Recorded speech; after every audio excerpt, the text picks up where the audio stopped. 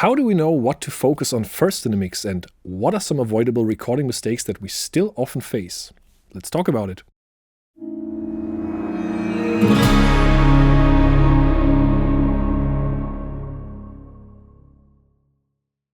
Hi everybody, welcome to Tidalwave Afterwork, our music production Q&A podcast. Let's dive in with the first question.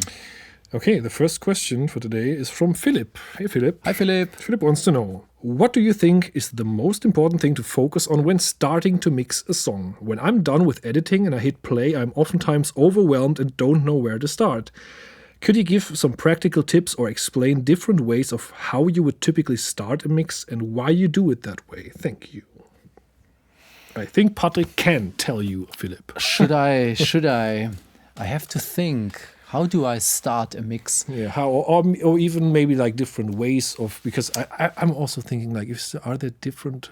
Do you start mixes the same way all the time? No, I was just thinking that it depends a little bit on the style of music. Yes. If I'm, for example, working on a metal song, then I would probably try to work on the drums first. This is the foundation of a metal or rock song. Like if you build a house, you wouldn't start to put on wallpaper, but you would start with like putting concrete on the floor and then building from there. So I think it really depends on the style you're working in. If you take like a pop song, the vocal is extremely important. So maybe I would put in all the tracks, or the most important tracks, like a little bit of beat stuff, a little bit of bass, a little bit of something, and then immediately start working to get the vocal as pristine as possible, and then work everything around. If you think about a theater piece, it's like there is one spotlight that is going on something that is really important, and in some kinds of music, there is one thing where there is focus. If you're working on a genre that has like a big focus, like pop music, the voice, maybe start working on the voice early. If you have something else that has a focus somewhere else, maybe this is a good place to start. Yeah, good point about that you made about figuring out first what actually is important. Because I think, let's say it's not a metal thing, it's like a contemporary rock, pop, whatever thing. I would probably listen to the song with everything in, and while the song is playing once, get just a balance that is somewhat working. And while I'm listening, I'm trying to figure out what are the important elements and what are the not so important elements where I can anticipate, okay, they won't destroy my mix if I mute them for some time. I do the same thing. A lot of stuff is just muted. It's like if you have like, if there's like beat, bass, vocals, most of the times, maybe then the most important chord instrument could be a guitar, could be a piano, and maybe one lead instrument. You don't need the second guitar, the third guitar, the fourth and the fifth guitar, the three shakers and the blah, blah, blah, blah, blah. You don't need that. So figure out what is important about this. And then if you're overwhelmed and don't know where to start, ask yourself the theater question. That's a very good analogy. It's like, where's the spotlight?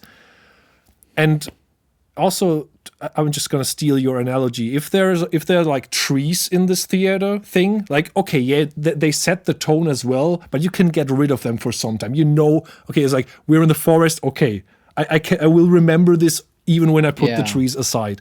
And then you just work on the spotlight thing, and then you go broader and wider.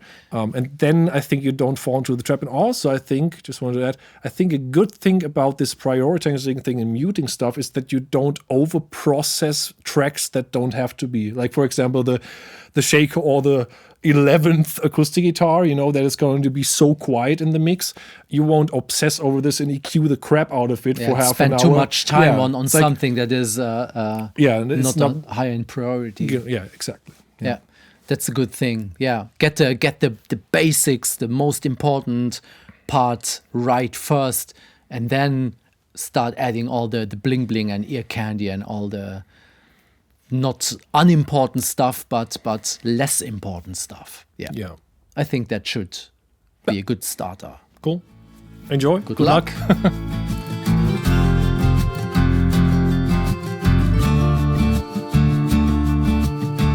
Next question is from Echoplex76. Hey, Echo. Hey, Echoplex. What are the most common recording mistakes? Bam! Let's name 3 each. You go first. Oh, God. Recording mistakes. Yeah. Record vocals in the vocal booth with like plastic wooden walls this far from your face. Okay, choosing the wrong environment to record your stuff in. Yeah. Okay. I would say... Do we ping pong or do we We go ping pong, Okay. we ping pong everywhere. I would say recording too hot and clipping signals is a big no-no. Try to always leave some headroom. There is no need in modern digital workstation like with 24-bit to record very, very hot. Just leave plenty of headroom for the unpredictable spikes in volume that you may occur. Because if your signal is clipped and distorted in the way in, there is hardly a way to get rid of. Yeah, good. Next one. If you have a stringed instrument, tune it all the time.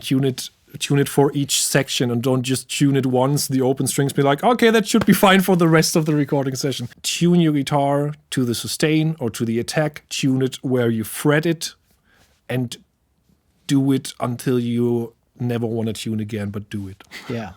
It's something that is so you can't undo it, and especially if it's like an instrument like a guitar and a song that is very exposed, you're screwed.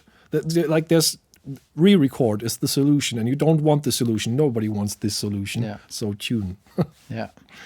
Yeah. Another one which is thank you, Captain Obvious, is have instruments that are in good shape. If you're playing drums, put on fresh heads. If you record stringed instruments, have a look at the strings and see if they are still fresh. Doesn't necessarily mean that you always need new strings. For example, last week I had to record some bass, and I put on again the old strings that I had for 10 years on it because it just had the sound that I needed. The newer strings, they just weren't suited for what I was after in that session. So doesn't always need to be new, but it has to be the right thing.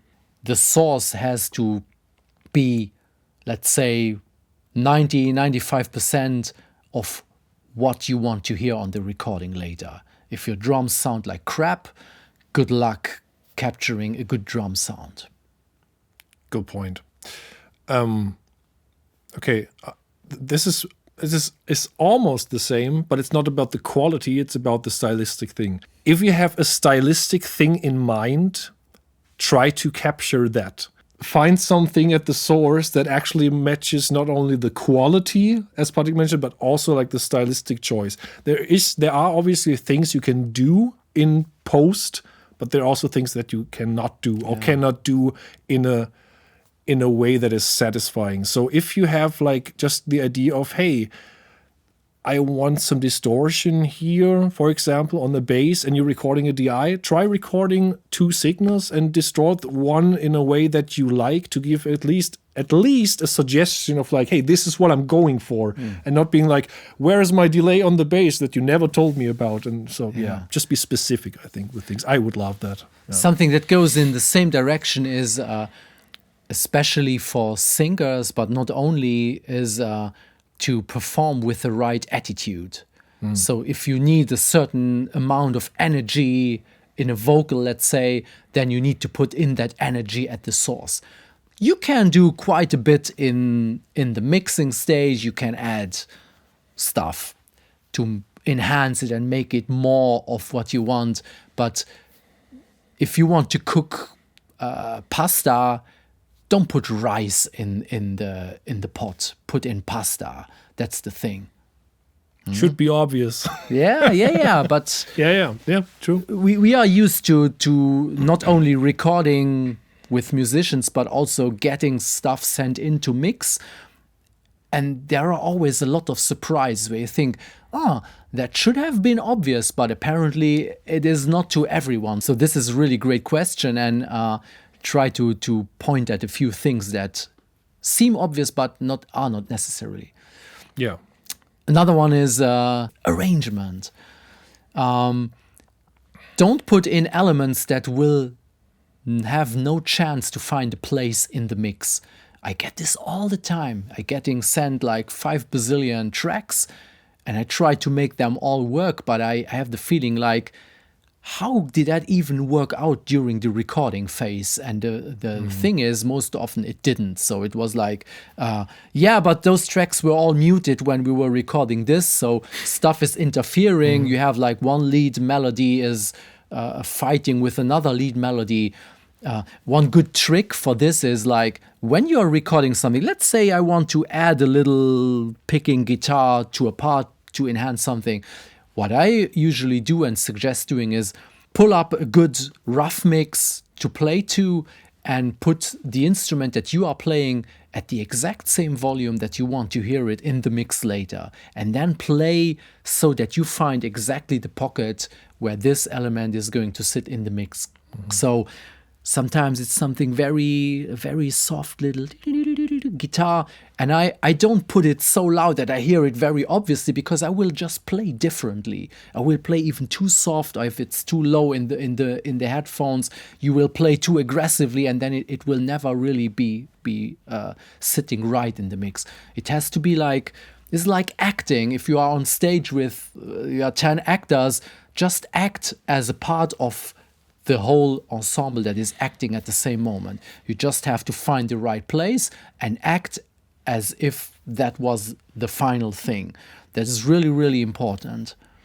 Very good point. And I would like to add to it, because this is probably some of the best advice about what is important, because arrangement really is like, it feels like it is 80% of the mix. Yeah. Is also think about all the dimensions that you have, because you have frequency, you have volume, and you also have just time. Like if there is a bass part and then it plays a pause, then you can think about, does there need to be maybe another like synth bass part when the other bass is not playing? You know, so you also have you have more like parameters that you can think about, like this guitar part, then this. Is it in the same frequency range? Does that make sense? No. Is it in a different? Okay, how loud should it be? Maybe it should only come after the first half of the part. You know, go all the way in each like dimension, direction, and think about the, what's the word? Purpose. Like, does it have a purpose? Yeah. And if not, then really question yourself, like, does it need to be there or not? Yeah. It's a good one. Can I add like a final last little thing? It's like a quote from a fellow engineer, and I use this so often in the studio now. It's like, he was saying, okay, timing is important. Timing is important. Of course, you can edit stuff, but timing is not only where a note begins, but it's also where it ends. And this is so important, because I see this all the time. It's like people have a hard time starting at the same moments, because everyone is rushing a little bit. That's just normal. But if you are playing a note and it has to end somewhere, be aware of where it's going to end. It's really, really, really important, because endings also have a groove. Da, da. I was thinking the same thing. Da. It's like bap, bap. It's different than bap, bap. It starts at the same point, but the ending also has a timing information. Yeah, it also has it has the same amount of impact on the groove as the note. Exactly. Like the pause it's not like, yeah, the note is important 70% and then 30% is the pause. I would probably say it's 50-50. It's like, exactly, when do you play and when you not play. I was thinking of another quote, I don't know who it was, some musician once said, a good musician knows what not to play. Totally, yeah. I think this was a good bunch of tips. Maybe we will have like a follow-up with more recording no-nos. Yeah, it's fun. Yeah, so cool. Avoid these and do all the good stuff. Yes. All right. See you next See you next week. Bye-bye. Bye.